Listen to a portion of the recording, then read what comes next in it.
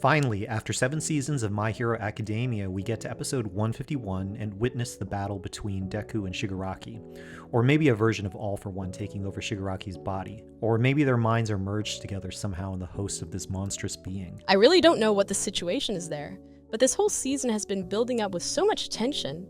I like how the heroes trap the villains and split them up in different areas. That helps with the storytelling for sure. I realize that the show can cut back and forth between different locations, helped along by the narration, and this allows us to get a better handle on who is with who. If we had one major battle with everyone in it, it's a lot more complicated to organize, and you have to break off sections of the action and sequences, kind of like what the Russo brothers did in Avengers Endgame for the final battle against Thanos. Oh man, if we got an all-out battle between heroes and villains in My Hero, that would be insane. And also really hard to animate. I understand that the animators are working under tight deadlines and other constraints, so the budget might not be there to do an Avengers Endgame style final battle. That's the approach of anime though. The animators will find creative, cost-effective ways to stage shots and action. What stood out for you in this episode? Like any of the visuals or animation? Actually, one thing is how they draw and animate Deku when he's fighting Shigaraki. Everything goes from story first, right? So we know that Deku was delayed getting to the UA location because Toga pulled him into another portal at the last second. He races back and discovers that the other heroes have been beaten badly by Shigaraki, especially Bakugo,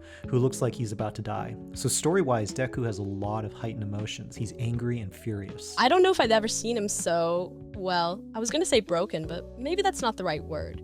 Like he's super mad and has lost all self-control. He's not gonna hold back. I agree with that, but getting back to the visuals, one thing I really paid attention to here in the animation was thinking about what's in the shot. So we think about the foreground, midground, and background of the shot, and how to compose it by arranging elements within those 3 planes. Some things will move in between the planes, but look at how they draw Deku. The expressive line work and push shapes around his facial anatomy still works within the established character design. Yeah, I see that now. We can still recognize that we're looking at Deku in the scene. Absolutely, and when we zoom in with the extreme close-ups on his face or on his eye, notice that the energy and feeling of the scene is also in how basic features of his face are drawn. In the eye shape, eyebrows, creases on the face, it's all there. Wow, I want to freeze frame the scene now and study the animation. We can do that thanks to YouTube and with the clips being online. You can learn so much from just studying these scenes and how the animators approached it. The facial expressions on Deku are so crazy. It reminds me of how I look when I wake up in the mornings.